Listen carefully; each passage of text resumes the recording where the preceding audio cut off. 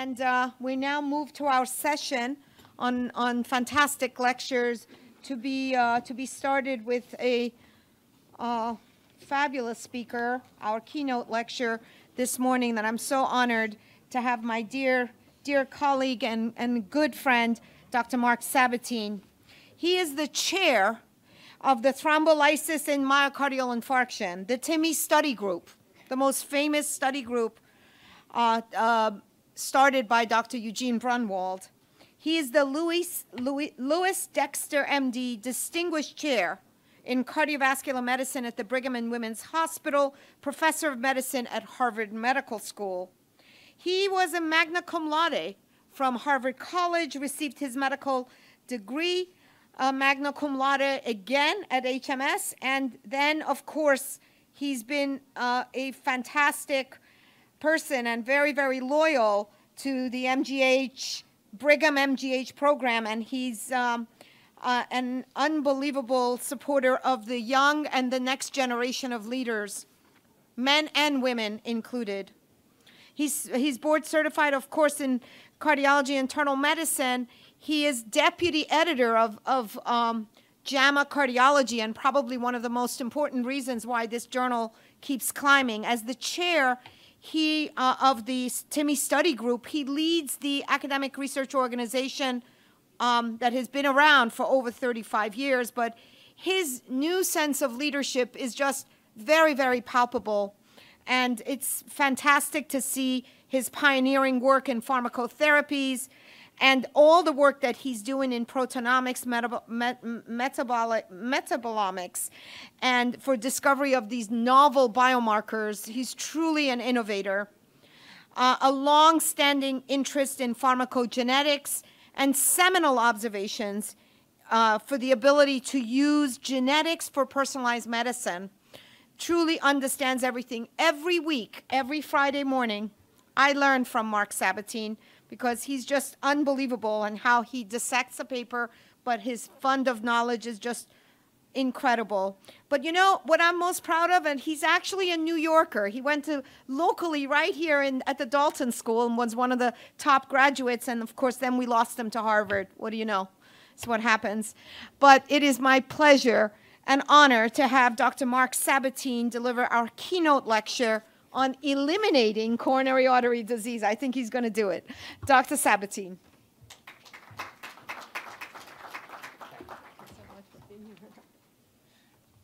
Well, it's a real treat to be here. I know we're running a little late, but I must share a story. Just being in this room with all the interventional cardiologists, I'll say when my wife, who is a surgeon, but during her surgical residency, then for vascular, they started doing some procedures in the cath lab. And so she had her first day in the cath lab, and she came home, and I'm like, so how was it, right? Pretty awesome. And she's like, no, it's nothing like surgery. You're wearing this heavy lead. The lights are low, a little micro manipulation. And I'm like, sweetie, that's as good as it gets in internal medicine, right? Interventional cardiology is like the apex. That's simply as good as we get in the field. So I'm delighted today to talk about eliminating coronary artery disease. I realize I've sort of set myself up for a problem because either what I'm saying is true, in which case then this meeting would cease to exist in future years, or it'll be false, in which case you would never have me back. So I've set up a bit of a challenge for myself, but I will still forge ahead. Here are my disclosures. Okay, so well recognized that cholesterol is a risk factor. That term was coined by Bill Cannell and colleagues at the Framingham Heart Study with the observation that in both men and women, those who had higher levels, in this case of total cholesterol, had a higher risk of coronary heart disease. So that certainly is well established. We then embarked on more than a quarter of a century of attacking cholesterol, particularly LDL cholesterol, really starting with Terje-Peterson's 4S study, looking at individuals who had coronary disease, had high levels of LDL cholesterol level, around 190 milligrams per deciliter, showing the benefit there. Then there were a series of very important studies, CARE, lipid, and heart protection study, which asked the question, maybe average isn't normal. So the average LDL cholesterol then was around 140 or so milligrams per deciliter, but maybe that's not normal. Right? So unlike, for example, sodium, where the average is 140 and normal is 140, maybe this average level wasn't really physiologic and appropriate, but just a function of our industrialized societies. And so all of them showed that then reducing, even from these average levels, reducing down to levels of around 100 milligrams per deciliter, decreased the risk of major adverse cardiovascular events. And then with the advent of high-intensity statins, in Prove-It-Timmy 22 and in TNT, we showed that lower is better, that the high-intensity statin was better than the moderate intensity. And then in Improve-It, we were the first to show with a non-statin added to a statin that we could further reduce the risk of events. Now, ezetimibe, which we studied in Improve-It, only modestly reduces LDL cholesterol by about 20 to 25%. So the delta was relatively small, but the control arm had an achieved LDL of 70 milligrams per deciliter, far better than in clinical practice. Despite that, we still showed a benefit.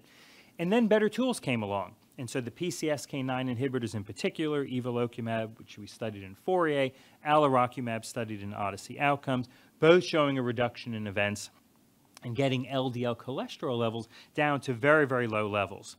Now, with those studies, we could then go back and do the same sorts of analyses that Bill Cannell and colleagues did in Framingham, but now explore much lower levels of LDL cholesterol to better define that relationship at the lower end. And this is work that Bob Giuliano and our group did, using Fourier now as a cohort and looking at the relationship between achieved LDL cholesterol and the risk of CV death and Meyer stroke.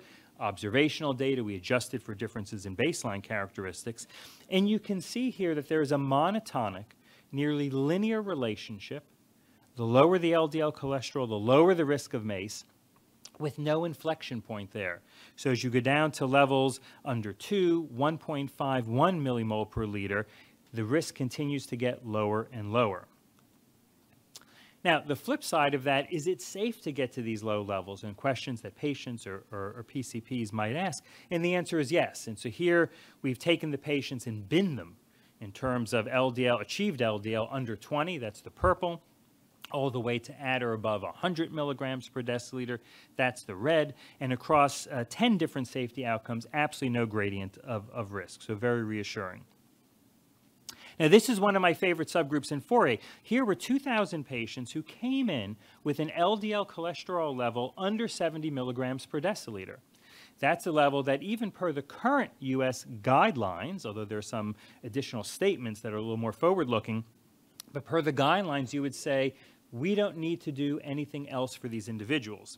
You can see that treating them, in this case with evolocumab, lowered the LDL down to 20 milligrams per deciliter. The question is, for these patients who already started low, would it actually make a difference for them clinically? And the answer is yes. And so these are two forest plots. The upper one is the primary endpoint. The lower one is the key secondary endpoint. The black diamonds are the overall treatment effect seen in the study, and the filled green squares are the effects seen in the subgroup of patients who started under 70 milligrams per deciliter. And you see they benefited just as much, right? 30% reduction in CV death, MI, or stroke. So should we treat these patients? The answer is absolutely yes. I'm going to take that concept a bit further. These are analyses that Nick Marston and our group did. Let me walk you through the graphics because they're a little complicated. So here I'm plotting the achieved LDL cholesterol level in Fourier. In blue is the placebo arm. In red is the evolocumab arm. And that's as a function of the patient's baseline LDL cholesterol. So if someone came into the trial with an LDL of 90 and they were allocated to the placebo arm, their achieved LDL was about 90 milligrams per deciliter. And if they were allocated to evolocumab, then it's about 60% lower. In the light blue shading, we've highlighted the delta, the difference between the two arms, and then highlighted in the red shading what fraction of that difference is due to getting LDL cholesterol under 40 milligrams per deciliter. And so let's say you accepted that, yes, you should get under 70, but if I said there's benefit, even if you lower under 40, you might say, come on, under 40. Surely if I've achieved 40, I can just say that's good enough.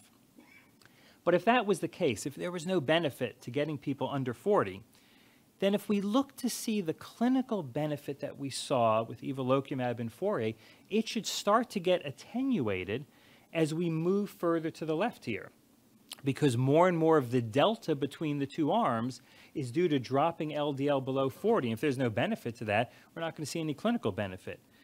But in fact, the benefit is maintained. The benefit is consistent all the way down, supporting that even dropping these high-risk patients, but even dropping them below 40 continues to give benefit. This is a nice slide from Steve Nissen and Steve Nichols from Glagoff, which was an imaging trial, IVUS, for evolocumab versus placebo in patients with coronary disease, and evolocumab decreased plaque size. But they did this analysis like the one I showed you from FOURIER, looking at, in this case, the change in percent atheroma volume as a function of on-treatment LDL cholesterol. In fact, I think this graph is actually all you need to know to treat LDL cholesterol for the whole range of patients. You can see that if an individual's LDL is between 70 and 90, on average their plaque stays about the same. In some it grows a little bit, in some it shrinks a little bit. As you get north of 90, that plaque is growing. As you get under 70 or 60, that plaque is starting to shrink.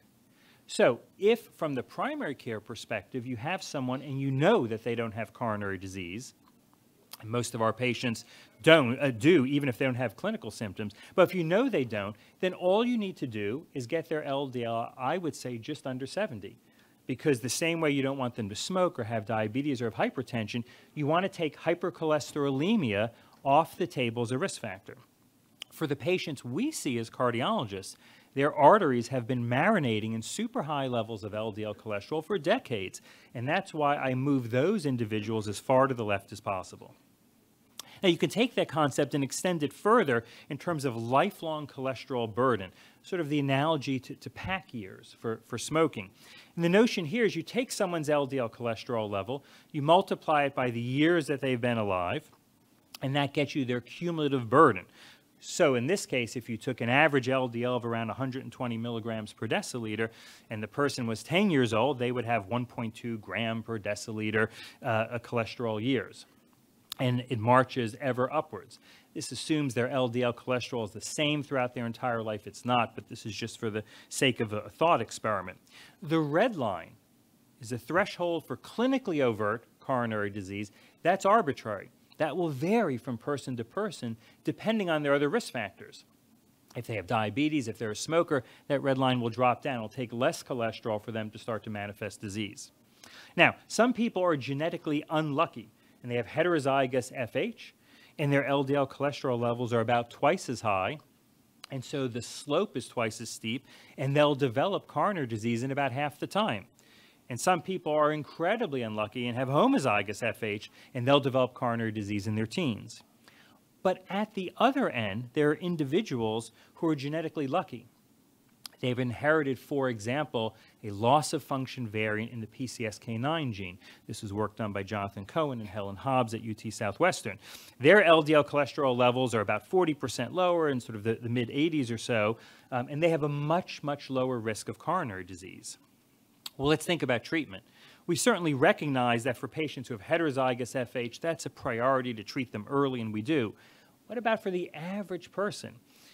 So if you took someone here, a 40-year-old white male, just plucking from the guidelines and the pooled cohort equation, they have some treated hypertension, they are never a smoker, they don't have diabetes, their 10-year ASCVD risk, 1.6%. Absolutely no indication per the guidelines to treat them, so you don't do anything. You wait another 15 years, now they're in their mid-50s, 7.2%, starting to approach the threshold that you might consider treating them. Let's say you do. You drop their LDL cholesterol level, right? So you're going to bend the slope a bit, but you've lost a lot of time. It's very hard to bend the curve sufficiently to prevent the onset, the clinical onset of coronary disease. But what about instead if you were to start earlier, in young adulthood, right, and lower their LDL to, let's say, the mid-70s, a 40% reduction or so, lower them to the mid-70s. If you were to do that, you're bending the curve far earlier. And in this model, right, it would be a delay of onset of close to 30 years, 28 years for the clinical onset of coronary disease. Now, this is modeling here in PowerPoint and Excel, right? What about data to support that notion? So to borrow from Dickens, this is a tale of two studies. So on the left, MESA here is a familiar, I think, to most people here, 6 communities in the U.S. Historically, LDL cholesterol levels around 120 milligrams per deciliter. On the right, the Chimani Health and Life History Project, a pre-industrial society living in the Amazon. Historically, their LDL cholesterol levels around mid-70 milligrams per deciliter. In these two studies, they then looked at coronary artery calcium as a surrogate for coronary atherosclerosis. In MESA, as you would expect, as you looked at individuals who were older and older, then they developed more and more atheroma as detected by CAC or estimated by CAC. What about in the Chimani? Nothing. Nothing. So lifelong low LDL cholesterol levels just in the mid-70s essentially abolishes coronary disease. And in their estimates, just exactly what we estimated, a 28-year lag before reaching the same level of CAC. Now, in the remaining minutes, let me then weave in inflammation as well. Recognize since the time of Virchow that for atherosclerotic plaques, it wasn't only a fatty process, but sometimes is a direct product of inflammation. The pathologist Russell Ross had a beautiful article in the New England Journal now, almost a quarter of a century ago, illustrating the important role of inflammation and leukocytes at the various different stages, from the earliest stages to the most advanced stages down at the bottom right for then plaque rupture. Paul Ritger at the Brigham has been really the champion in the field for this, first looking in the Physician's Health Study, in a nested case control study, looking at levels of CRP as an integrator of inflammation, and seeing not only the relationship between higher CRP and the risk of MI, but that in the Physician's Health Study, since patients were randomized to placebo or aspirin, seeing that that risk could be attenuated by aspirin, that we think of perhaps primarily as antiplatelet therapy, but obviously also has anti-inflammatory therapy. Well, we looked at this with Paul in Prove It, TIMI 22, right, looking at the importance of both LDL cholesterol and CRP. If both are high, patients had the highest risk of events. If both are low, they had the lowest risk. As we think about treating inflammation, though, at least with statins do both. They treat LDL cholesterol level, they treat inflammation, so you can't disentangle the effect. So you need a tool that then decreases inflammation but doesn't have an effect on lipids. And that was done in the CANTOS trial with IL-1 beta inhibition with canakinumab. Here, the upper panel, you see the effect of 3 different doses of canakinumab on CRP, achieving up to 60-65% reductions in CRP. And importantly, in the lower panel, no effect on LDL cholesterol. So a perfect way to test the inflammatory hypothesis. And as you'll recall, then a significant reduction, at least for the higher doses, of a 14 or 15% reduction in MACE. Also, we've seen data for colchicine, another anti-inflammatory drug, which we've used for a variety of rheumatologic inflammatory diseases, both in patients with stable ischemic heart disease on the left and patients with recent MI on the right, and in both cases, fairly substantial risk reductions for major adverse cardiovascular events. In both cases, numerically higher risk for non-cardiovascular death. So I think as a field, we wait a little more data, and there are additional trials ongoing which should help shed some additional light on exactly the right patient populations. Of course, there's been a whole slew of other anti-inflammatory drugs studied which did not show any benefit. And so it's complicated for treating inflammation. So as Dr. Brunwald likes to quip, that LDL cholesterol is so simple that even a cardiologist can understand it, that inflammation is far more complicated, and this is a nice paper here that Peter Libby did, showing the various different pathways, and it really appears to be the NLRP3 inflammasome that does play a critical role there in terms of recognizing and responding to cholesterol crystals, and so then the IL-1 beta pathway, and then IL-6. And so there is good news on the horizon. There is a monoclonal antibody targeting IL-6, has robust reductions in CRP levels on the order of about 90% or so at higher doses, and now a very large program covering a variety of different types of patients and seeing the benefit of IL-6 inhibition. Now, I want to try to then, in the remaining 2 minutes or so, bring together both concepts for both lipids and inflammation. In the prior live cases, there were some beautiful examples of using sophisticated imaging to really understand the lesions better. Here, I'm looking at 3 trials. I already described Glagoff, which was evolocumab versus placebo, 2 others, Huygens and Pacman AMI. Other trials of PCSK9 inhibitors versus placebo. And here we're looking at the change in atheroma volume. So a simple, can we regress plaque? And the answer for all 3 trials is yes, we can. But that's just sort of a bulk issue. Can we regress the plaque? What about a more sophisticated look in trying to bring in the axis for inflammation? And here now we're looking at OCT and looking at the minimum fibrous cap thickness, a marker for vulnerable plaques, which is done in both Huygens and Pacman AMI. In both cases, we can see that the plaques actually get, or the fibrous caps actually get thicker, more stable, less vulnerable, less likely to rupture based on other data sets. And obviously, I don't need to tell this audience, from Sinai, a fabulous presentation for Yellow 3 at ACC, looking at a cohort of 110 individuals undergoing cath, evolocumab added to a statin, getting that LDL down from 100 down to about 40. But then a suite of sophisticated imaging done, in addition to angiography, OCT, and NIRS, and IVUS. And you can see highlighted here that for the minimum fibrous cap thickness, it gets thicker. The plaques have been stabilized with that. And then for near infrared, looking at the lipid core burden index, that then was substantially decreased. And this sort of beautiful case that was presented, which on the far left, what are the changes in the angiogram? They're quite subtle, quite subtle. But you look at the markers of how vulnerable the plaques are, and then you can see the minimum fibrous cap thickness goes from 60 then up to 90. We like it to be above 65. The so-called kind of melting butter sign for the lipid core melts away. And then, yes, there's a change in plaque volume, but relatively modest compared to those other changes.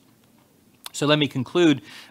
So hypercholesterolemia in established ASCVD, I think you can't get the LDL cholesterol low enough. I would target under 40. In primary prevention, I target under 70. And I would keep the LDL under 70 lifelong. If we did that, we could abolish coronary disease. Inflammation, I think, is a co-conspirator. I think if you don't have hypercholesterolemia and other risk factors, then inflammation is unlikely to be a major player. But lipid levels are high, so it is a major player. A variety of ways to treat it. We've shown we can decrease the risk, and then other drugs are under study that should, I think, eventually become a substantial part of our armamentarium. Thank you very much for your attention. Okay.